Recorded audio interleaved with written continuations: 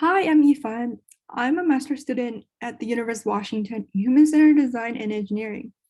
Later, you will also meet Dr. Robin Mays. This research is part of her largest effort under an NSF grant called Cultivating Ethical Cultures in STEM, which she's leading with University of Washington and the Red Cross.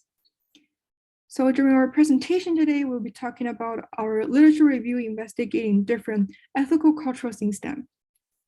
While there has been much discussion of ethics and ethical problems revolving around technologies and their practical use, our study aimed to explore how ethics is situated deeper within the work of science, technology, engineering, and mathematics, and how this might align or conflict when applied in domains of moral work, particularly humanitarian work. So to answer this question, we started with keyword searches using in different combinations, broad terms such as ethics, morals, STEM, and the STEM fields. We ended up with a large corpus giving a broad picture of perspectives on ethics across disciplines of engineering, nursing, and education, but not as much in design and social outcomes. We further targeted our keyword searches to pinpoint relevant ways literature was one, currently referring to topics related to moral and ethical principles, and two, within the context of our research questions connecting to the moral work of humanitarians. We used more relevant terms in different combinations to capture a focus, such as social good, social agency, data privacy, design methods, ethical methods, and then humanitarian. Ending up with a manageable size of article that gave us key communities and topics which were well cited and relevant to our interests. Early on in the results, we could see a distinction around this perspective of whose behavior and to which behaviors ethical rules applied along certain disciplinary line. This table captures those disciplines that emerged in a literature and their particular ethical culture. As you can see, overall, the disciplines share a culture of ethics referring to the scientists of their discipline as the subject being who and what is responsible for being ethical.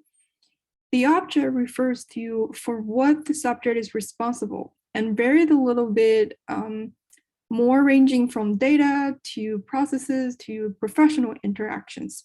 However, particularly focused on professional relationships. Applications where ethics are evaluated, and finally, the boundaries are parameters of the behavior being measured. So we have three significant findings we want to also share with you today. One is that STEM ethical culture is primarily about scientists' behavior. And second, we found that STEM ethical culture maintains a clear gap for moral and social accountability. And three, in different types of engineering, users offer a further off-ramp for any ethical responsibility or social accountability for the software, for the engineers and designers. So the first main findings around ethical culture is that across STEM disciplines, there's a common characteristics where ethics is predominantly referring to one's personal independent behavior rather than the behavior of the work system. For example, in the 8 principal codes within software engineering, you can see here how the ethical culture focuses on prescribing proper behaviors for the interactions between engineers and the client, employer, or colleagues, and less about the work process of software engineering itself. The second main takeaway in our analysis consider a clear gap in moral social accountability for STEM work. Applying a lens of right versus wrong to actual science could be seen in research, ethics, and bioethics. However, in other areas of STEM, we see this only in very recent literature, and the lens is narrowly applied mostly to the area of end product, data privacy, and use. In engineering ethics, whether their professional decision is right or wrong depends on whether they performed good behavior or not in line with engineering calculations and knowledge, such as respecting others' knowledge, rather than whether the engineering is morally right in itself to perform. A well-known example here is the case of Robert Moss's design of low-hanging bridges that prevented the transport of buses, which is argued to have intentionally discriminated against impoverished communities, predominantly racial minorities, from having greater access to Long Beach Island. Even in a case of use where there are distinctions of knowledge of right versus wrong use, there exists a further distinct transfer of ethical responsibility and social accountability for the impact of their work. The designer and engineer are able to pass it to the users as responsible use of the product. One study from the literature studying the ethical viewpoint of 124 professional engineers in a workplace named this viewpoint someone else's problem as a common and acceptable way of looking at things in relation to privacy and security. So really quick here, uniquely within the engineering science and ethical responsibility can be transferred from technical and designer and engineers to users in terms of responsible use of the product. So next, I'm going to hand it over to Robin. Hi, I'm Dr. Robin Mays. Yifan's review is part of a larger NF study I'm conducting on ethical cultures in STEM.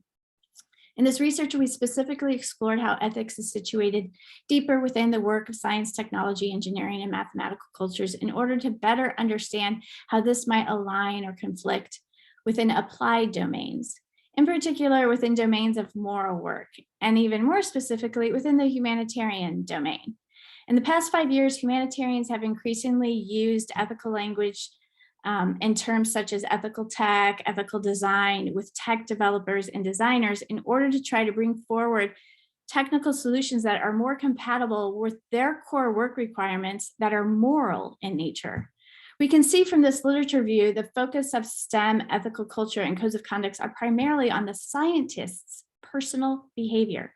However, in humanitarian accountability, the work is accountable to social moral principles and laws that reside within the work processes, within design and operational decisions and approaches. This makes STEM ethics a bit of a mismatch for bringing work accountability of humanitarian technologies impact on society and persons' rights. Within both STEM and humanitarian domains, ethic codes focus more on this area of personal behavior, the scientist or humanitarian's personal behavior. Don't lie, cheat, or steal, and be respectful to one another in your personal conduct, basically. However, in STEM, work accountability resides in the measure of good engineering. And that does not necessarily include whether that engineering can or can't accomplish a moral goal or mission. As a scientist, if I say this button will do this thing, it will, it must, or the contract is not fulfilled. However, if that thing that the button then does actually violates human rights or principles, this is, quote, someone else's problem, unquote. Ethics in this case, as it is not usually about the quality of the science itself, is also not formally assessed, nor part of the product promised in the contract for pay, the requirements document, if you will. Behaviors can be objected to, of course, but the fuzziness of one's ethics is around a person, and using notions of ethical responsibility as a proxy for work accountability leaves a gap in social accountability of the science. This is another way this gap can be seen. In this still widely cited diagram from Arnold Pacey's 1985 book, The Culture of Technology, the cultural aspect of technology is outside of the technical aspects of the work itself. And further, nowhere in this diagram is there consideration of social impact as part of the technical, organizational, nor cultural aspects of the practice. STEM's longstanding amoral approach to science, that is, that it's neither considered to be moral nor immoral, combined with an ethical culture focused on the scientists, leaves a gap in ability to assess the core work for social moral impact or humanitarian accountability. Conversely, while humanitarians also have ethical codes for personal behavior, they have a distinct requirement for accountability for the social impact of their work. Where engineers are accountable to good engineering, humanitarians' core work is accountable to humanitarian and human rights laws and their corresponding principles and practices.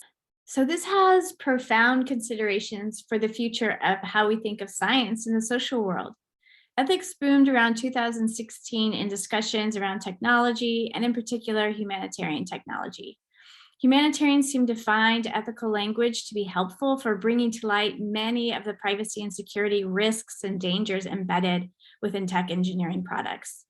However, until the humanitarian and technology domains can create contractual agreements that include assessments for the social impact of design and development decisions within the work, or in other words, for humanitarian accountability within the science technology itself, we will continue to fall short of STEM's ability to achieve social and moral accountability within moral work domains.